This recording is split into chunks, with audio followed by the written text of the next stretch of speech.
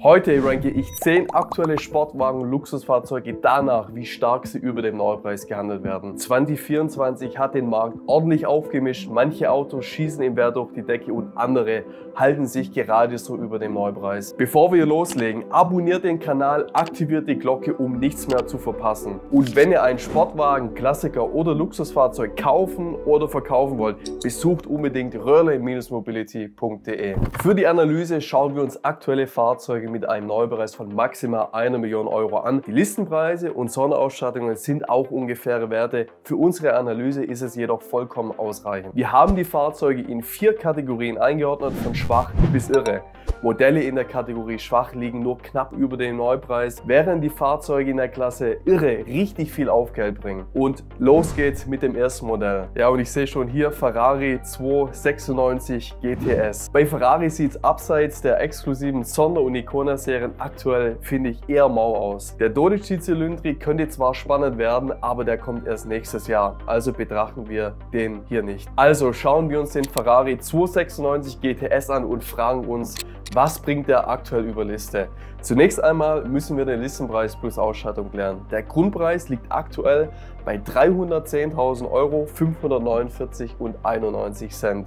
Und mit zusätzlicher Ausstattung ohne Carbon kommt man in etwa auf 345.000 Euro. Alle Preise verstehen sich inklusive Mehrwertsteuer. Mit Carbon kann es durchaus viel mehr werden. Also, wie werden diese Fahrzeuge gehandelt? Wir sehen hier auf Mobile, dass die meisten 296 GTS derzeit für etwa 360.000 Euro angeboten werden. Mit etwas Verhandlungsspielraum sind realistische Verkaufspreise eher bei 350.000 Euro. Das bedeutet, dass der 296 GTS aktuell nur rund 5.000 Euro über Liste bringt und das auch nur, wenn er wirklich effizient konfiguriert ist. Andernfalls kann man hier sehr schnell einen Verlust einfahren. Für Käufer bedeutet das, bei diesem Fahrzeug braucht ihr unbedingt einen Nachlass, sonst ist der Verlust vorprogrammiert. Unser Forecast für den 296 GTS, wie bei vielen Hybridfahrzeugen, wird sich der Marktwert wahrscheinlich sehr stark rückläufig entwickeln.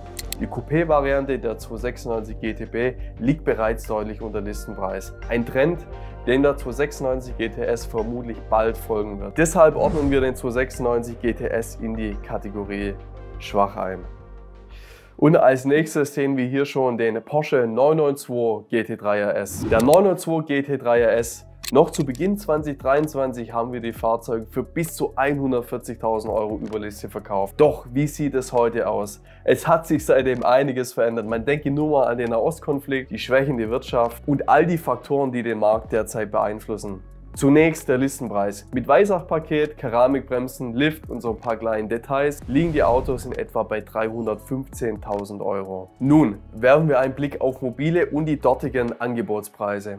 Die meisten Angebote liegen zwischen 360.000 und 70.000 Euro, wobei einige Fahrzeuge bereits eine längere Standzeit haben. Aus unserer aktuellen Erfahrung, und wir haben dieses Jahr 5 Fahrzeuge verkauft, erreichen diese Modelle aktuell maximal 350.000 Euro im Händlerverkauf. Damit liegen sie nur noch rund 35.000 Euro über Liste. Für Privatpersonen sieht es allerdings etwas anders aus. Hier dürfte kaum noch ein Aufgeld zu erzielen sein. Vielleicht mit etwas Glück noch 10.000 Euro. Unsere Prognose: Der Marktwert wird sich in den kommenden Monaten voraussichtlich weiter dem Listenpreis annähern, zumal viele dieser Fahrzeuge derzeit gebaut werden. Übrigens, das Aufgeld beim 992 GT3 RS ist in etwa dasselbe wie beim 992 Dakar, deshalb haben wir diesen hier nicht separat aufgenommen. Den 992 RS ordnen wir in die Kategorie okay ein. Und als nächstes kommt hier ein, ja, fast schon Klassiker, der Lamborghini Urus und genauer gesagt der Urus S. In den Kommentaren wurde öfters gewünscht, dass wir mehr zu Lamborghini zeigen und aktuell haben wir diesen Huracan STO im Bestand. Blenden hier euch einmal ein. Schreibt doch mal in die Kommentare, ob ihr dazu ein Video wollt. Ja, der Urus S erinnert uns so ein wenig an den G63. Seit über 6 Jahren auf dem Markt und in Masse produziert, geht aber nach wie vor über Liste.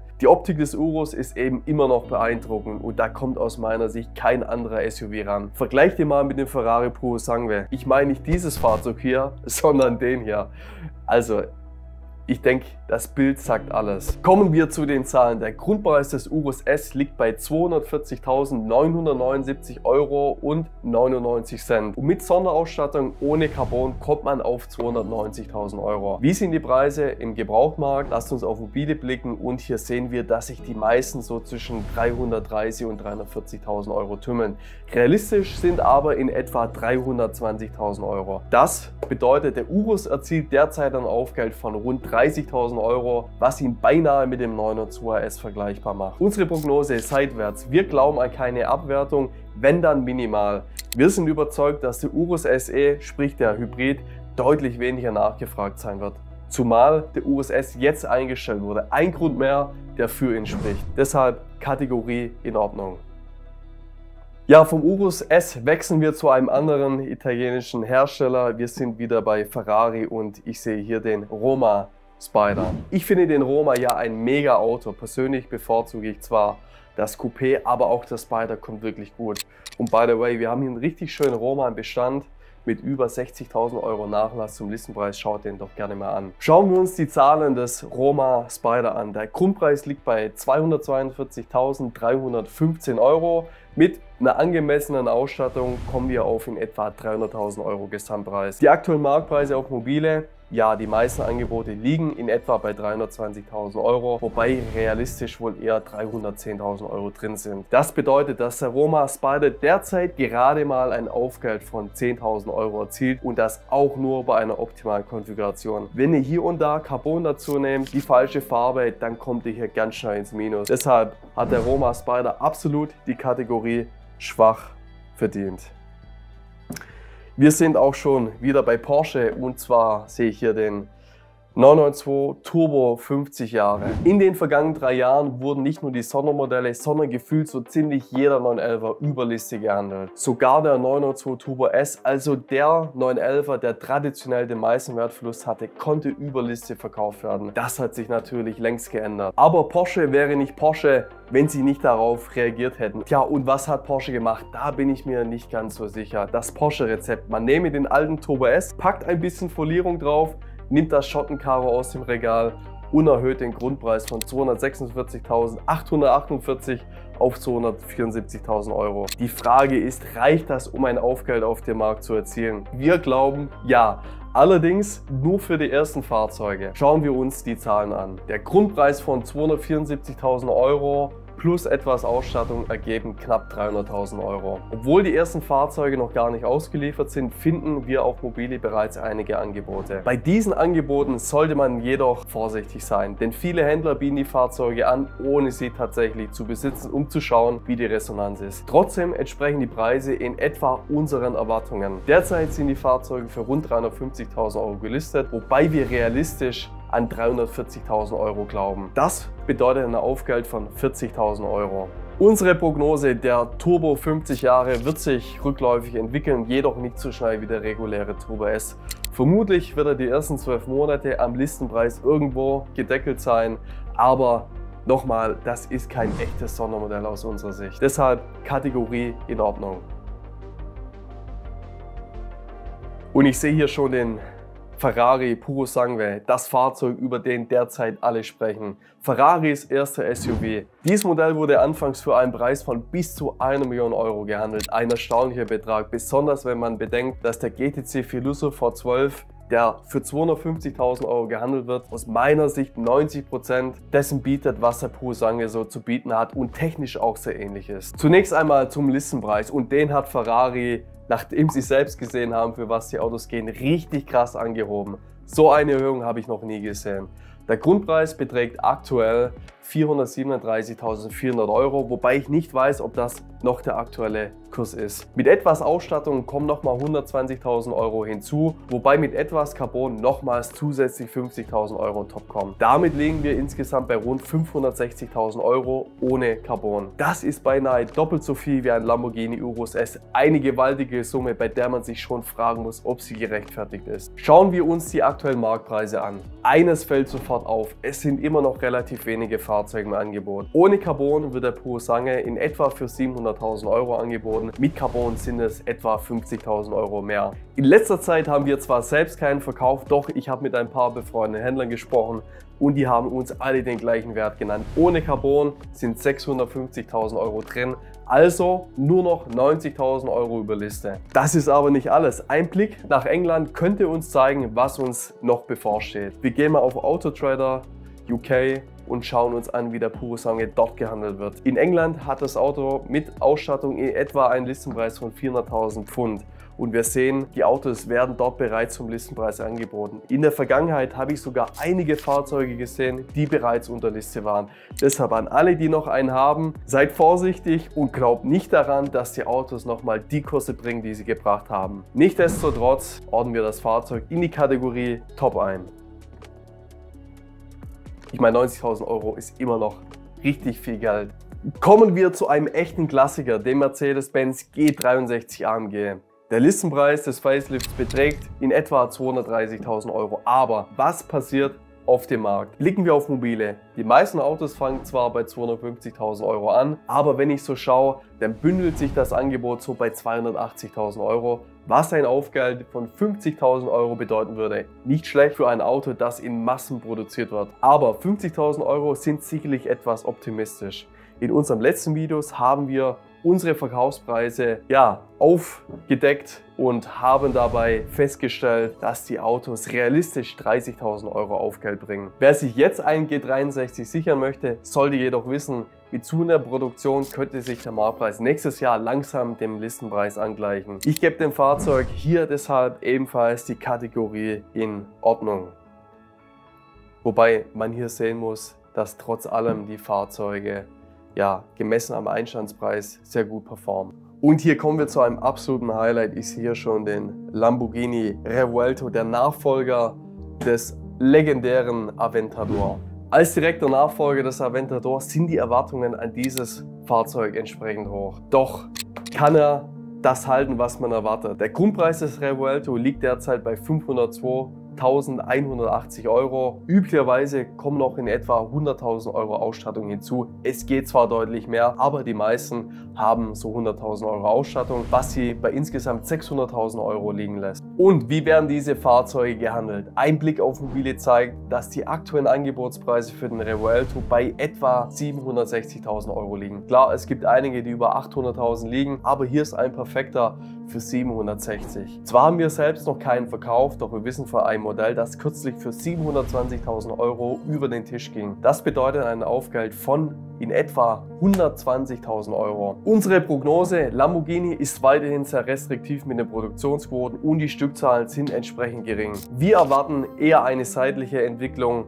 Der Revuelto weiterhin ein Top-Fahrzeug, das auch absolut in die Kategorie Top gehört. Ich sehe ja schon den 992 ST, ein Modell, das wir wirklich gut kennen und erst kürzlich wieder verkauft haben. Momentan ist es der Porsche, der am schwierigsten zu bekommen ist. Mit einem Listenpreis von 330.000 Euro ist er etwas teurer als der GT3 S, dafür ist er auf 1963 Exemplare limitiert. Werfen wir einen Blick auf Mobile und da gibt es immer noch Träumer, die die Fahrzeuge für 550.000 Euro oder sogar noch mehr anbieten. Sorry, aber das war wirklich nur ganz am Anfang möglich. Im Vergleich zum 992 ST, den wir zu Spitzenzeiten für fast 500.000 Euro verkauft haben, wird der 992 ST trotz seiner Limitierung nur minimal höher gehandelt. Diese Zahlen, die wir eben gesehen haben, haben aber wenig mit der Realität zu tun. Im Schnitt werden die Autos zwar für 520.000 Euro angeboten, aber wir haben zuletzt einen für 470.000 Euro verkauft, was ein Aufgeld von 140.000 Euro Überliste bedeutet. Unsere Prognose, und hier müssen wir wirklich unterscheiden: Fahrzeuge in der Präsentationsfarbe Shore Blue mit eben der Standard-Präsentationskonfiguration, die sehen wir deutlich sich rückwärts entwickeln. Fahrzeuge mit PTS oder Sonderfarben sind da ein anderes Thema, aber auch dieses Auto wird sich nicht so gut halten. Und wir sehen hier einen leichten Rückgang. Dennoch Kategorie Top, er hat die beiden Italiener hier ganz klar geschlagen. Uns lächelt hier der neue Cullinan Series 2 das Facelift an und auch hier in unserem Vergleich das letzte Fahrzeug. Rolls-Royce ist vielleicht der letzte Hersteller, der so wirklich exklusiv ist. Ich meine, man sieht praktisch nie einen Porsche sieht man, Ferrari auch hin und wieder, aber Rolls-Royce wirklich praktisch nie. Zum Modelljahr 25 wurde der Cullinan überarbeitet und ist nun mit dem Facelift bei den Händlern verfügbar. Anfangs waren viele skeptisch, ob ein Rolls-Royce als SUV überhaupt funktionieren kann. Doch der Cullinan hat alle Kritiker eines Besseren belehrt und ist mittlerweile mit Abstand das erfolgreichste Modell von Rolls-Royce. Ein Trend, der sich auch mit dem Facelift fortzusetzen scheint. Die Listenpreise des Cullinans sind beeindruckend, aber noch nicht ganz auf Ferrari-Niveau, was mich tatsächlich stutzig macht. Der Grundpreis für den normalen Cullinan liegt bei 307.400 €, während der Black Badge, und das ist den wir uns jetzt anschauen, bei rund 365.000 € startet. Mit angemessener Ausstattung kommt der Black Badge auf in etwa 450.000 €. Die spannende Frage ist jetzt, hat der Cullinan wirklich das Zeug, in puncto Aufgeld mit Sportwagen wie dem 992 ST und dem Revuelto mitzuhalten? Lassen wir die Zahlen sprechen. Aktuell wird der Cullinan Black Badge für rund 750.000 € angeboten, also satte 300.000 € über Liste. Und wir sind überzeugt, mindestens 700.000 € sind auch drin. Das bedeutet für alle, die einen Cullinan bekommen, ihr könnt bis zu 250.000 € aus eurem Fahrzeug herausholen. Aber Achtung, der Vor-Facelift Cullinan wertet aktuell richtig krass ab und das wird auch früher oder später mit dem Facelift passieren. Damit steht der Facelift Cullinan als Sieger da, ein Luxusfahrzeug, das in puncto Aufgeld derzeit alle Sportwagen schlägt. Diese Nachfrage zeigt sich auch in der Marktstimmung. Sportwagen, die durch ihre Emotionalität bestechen, verlieren aktuell etwas an Attraktivität. Der Sound fehlt, die Hybridmotoren überzeugen nicht wirklich und immer mehr elektronische Helfer trennen den Fahrer vom eigentlichen Fahrgefühl. Im Luxussegment ist der Gegenteil der Fall. Rolls-Royce lebt von Exklusivität, Komfort und von den ganzen Annehmlichkeiten, die einem das Fahrzeug bietet. Die neue Technik steigert hier die Attraktivität, wo sie es beim Sportwagen mindert. Man sieht es auch am Spectre, ein Luxus-E-Fahrzeug, das richtig gut funktioniert hat, der anfangs auch über Liste ging. Bei Sportwagen bleibt es weiterhin Wunschdenken, dass der E-Antrieb gut ankommt. So, jetzt kennt ihr die Fahrzeuge, die aktuell am besten über Liste gehen. Und wenn euch interessiert, welche Fahrzeuge am meisten Wertverlust gemacht haben, dann schaut unbedingt unser Video Flop 5 Sportwagen mit dem größten Wertverlust 2024 an. Das verlinken wir euch einmal hier. Danke fürs Zuschauen und bis zum nächsten Mal.